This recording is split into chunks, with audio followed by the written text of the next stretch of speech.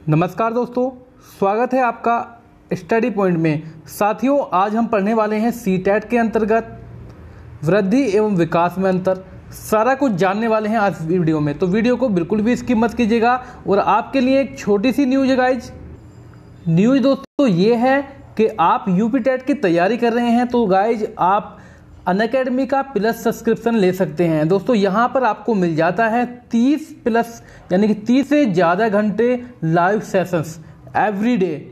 अब देखिए दोस्तों, यहाँ पर आपको मैं बता दूं, जो इंडिया के टॉप एजुकेटर हैं, इंडिया के टॉप एजुकेटर की क्लास आपको यहाँ पर देखने को मिल जाएगी। और साथ ही दोस्तों आप उनसे जो भी क्लियरेंस से डाउट हैं आपके, वो क्लियर कर सकते हैं, ठीक है। और दोस्तों ये जो है कोचिंग सेंटर से काफ़ी सस्ता है। जैसा कि मैं आपको बता देता हूं, देखिए दीपक हिमांशु जी हैं, तेजस राज हैं, सुभाष सौरभ पांडे जी हैं, मोहित शुक्ला, प्रतीक्षा आचार्य जी, है ना।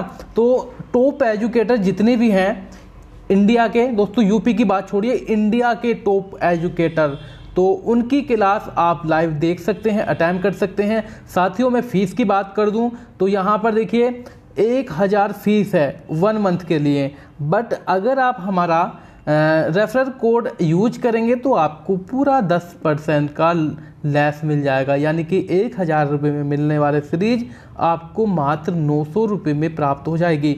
इसका लिंक आपको नीचे डिस्क्रिप्शन बॉक्स में दिया गया है, वहां से जाकर आप सारा कुछ चेक कर सकते हैं। और साथियों ये देखिए कोचिंग सेंटर से कितना सस्ता है। एक छोटी सी बात मान के चलिएगा, आपने कोचिंग की भी होगी तो दोस्तों देखिए 2000 से 1500 से 2000 तक आपकी फीस होती है पर मंथ, वो भी एक कोचिंग संस्थान की। इसमें ऐसा नहीं कि आप मुझे या किसी एक एजुकेटर को देख सकते हैं, भारत के चुनिंदा एजुकेटर यहाँ पर मिलेंगे आपको और सबकी क्लास आप देख सकते हैं सिर्फ एक सब्सक्रिप्शन में। और साथियों यहाँ पर दोस्तों टेस्ट सीरीज और मॉक क्वेश्चन आपके सामने रखे जाते हैं, ठीक है। टेस्ट सीरीज और मॉक क्वेश्चंस आपके सामने रखे जाते हैं। और जो यूपी टेट होता है वर्ष में एक बार होता है, आपको पता ही है, तो इसका मौका आप बिल्कुल न गवाएं। आपको लिंक नीचे डिस्क्रिप्शन बॉक्स में मिल जाएगा, वहां से जाकर फॉलो कर लीजिएगा या अपने टेस्ट सीरीज भी खरीद लीजिएगा। Thank you. और चलिए दोस्तों आते हैं अपनी क्लास। देखिए क्लास में क्या है, वृद्धि एवं विकास में अंतर, difference between growth and development. तो वृद्धि का मतलब आपको पता है, देखिए वृद्धि एक विकास, दोनों चीज़ के बारे में पढ़ेंगे। लेकिन दोनों काफ़ी लोग सोचते हैं दोनों पर्यायवाची हैं, लेकिन ये दोनों एक दूसरे के पर्याय नहीं हैं, दोनों में काफ़ी अंतर है। जानेंगे इस वीडियो में। वृद्धि एवं विकास का प्रयोग लोग जो है पर्यायवाची शब्दों के रूप में करते हैं। अवधारणात्मक रूप से देखा जाए तो इन दोनों में अंतर होता है। वृद्धि की बात करेंगे तो देखिए वृद्धि शब्द का प्रयोग जो है परिणात्मक परिवर्तनों, जैसे कि बच्चे के बड़े होने के साथ साथ उसके आकार, लंबाई, ऊंचाई इत्यादि के लिए होता है। और वृद्धि विकास की प्रक्रिया का एक चरण होता है। वृद्धि जो होता है विकास की प्रक्रिया का एक चरण होता है, इसका क्षेत्र सीमित होता है। ध्यान रखिएगा, वृद्धि का क्षेत्र जो होता है गाइज सीमित होता है। वृद्धि की क्रिया आजीवन नहीं चलती है, जबकि विकास जो है आजीवन चलता है। बालक के परिपक्व होने के साथ ही यह रुक जाती है।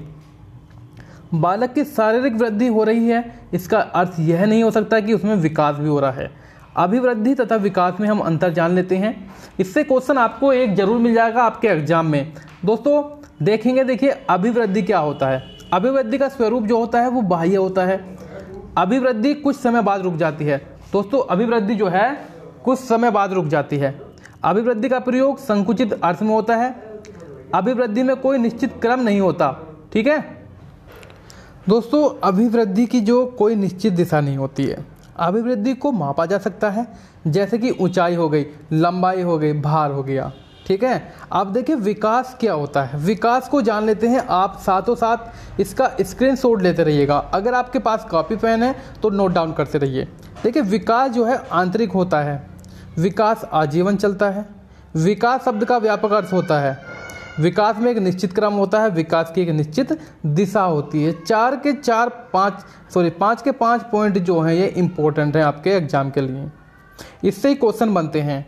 वृद्धि और विकास को प्रभावित करने वाले कारक, देखिए आपका वंशानुक्रम और वातावरण, दोनों चीज़ आपको यहाँ पर इम्पोर्टेंट है। वंशानुक्रम और वातावरण दोनों एक दूसरे के मतलब संबंध रखते हैं। कैसे दोस्तों, आपने देखा होगा माता पिता के और अपने पूर्वजों के जो गुण हैं वो बच्चों में आ जाते हैं। और वंशानुक्रम यही होता है। वातावरण का प्रभाव दोस्तों बच्चे पर खूब ज़्यादा पड़ता है। जैसे वातावरण में बच्चे को रखेंगे वैसा ही उन पर प्रभाव पड़ेगा। बुद्धि देखिए, सभी बच्चों की जो बुद्धि होती है वो एक समान नहीं होती है। सारे बच्चों में बुद्धि एक जैसी नहीं होती है, क्योंकि भाई किसी का बुद्धि लब्धांक अधिक होता है, किसी का निम्न होता है, कोई मंद बुद्धि होता है, कोई जड़ बुद्धि होता है, कोई प्रतिभाशाली होता है। लिंग की बात की जाए, देखिए आजकल देखिए ये अवधारणा जो है भारत में लगभग ख़त्म होने आ रही है, बट कहीं कहीं आपने देखा होगा जो ये जो लिंग अवधारणा है ये दोस्तों काफ़ी घर से ही चलती है। कैसे, देखिए जो दो भाई बहन हैं, ठीक है, तो उसमें फ़र्क कौन कर रहा है भाई, उसकी माता कर रही है फ़र्क। कैसे, देखिए दो भाई बहन है, कुछ सामान उनके घर में आएगा तो माता बोलेगी कि भाई जा अपने भाई को देकर आ, भाई वो भी तो लड़की है, वो भी आपका ही बच्चा है, तो भाई को क्यों देकर आ, पहला भाई क्यों खाएगा भाई, ठीक है, सब साथ खाओ या तो मिलकर, पर नहीं भाई पहले भाई को देखाओ। देखिए यहीं से चलता है भेदभाव लड़का और लड़कियों में। अब बात करेंगे, सॉरी गाइज, ओके, बात करेंगे वायु एवं प्रकाश, पोषण की बात करें दोस्तों, तो पोषण जो है ये भी महत्वपूर्ण भूमिका निभाता है। जब माता के गर्भ में बच्चा पल रहा होता है तो गाइज अगर माता को संतुलित आहार न मिले, पोषण न मिले, विटामिन्स न मिले तो बच्चे के स्वास्थ्य पर प्रभाव पड़ता है। और वायु प्रकाश की बात एक एग्जाम्पल मैं आपको दे दूं, जैसे कि आप एक गेहूं का दाना या बीज बोएंगे उसको, तो उसका जो जब वो अंकुरित होगा ज़मीन के अंदर तो आप उसको देखेंगे तो पीला होगा, और जैसे जैसे वो ज़मीन से बाहर मुंह निकालता है तो हरा होता जाता है, क्योंकि उसे प्रकाश और वायु मिलती है। तो ये आपका एग्जाम्पल है, आप इससे समझ गए होंगे। अंतःस्रावी ग्रंथियाँ, बच्चों के शरीर में अनेक अंतःस्रावी ग्रंथियाँ होती हैं जिनमें से हार्मोन निकलते हैं। यह बच्चों के विकास को प्रभावित करते हैं। यदि यह उचित मात्रा में न निकलें तो विकास पर बहुत बुरा प्रभाव पड़ता है। उदाहरण के लिए यदि गाल ग्रंथि से थायरिक्स नाम का हार्मोन न निकले तो बच्चा बौना रह सकता है और एक भयंकर चोट। अधिगम की बात करेंगे दोस्तों, अधिगम क्या है? अधिगम का अर्थ होता है सीखना।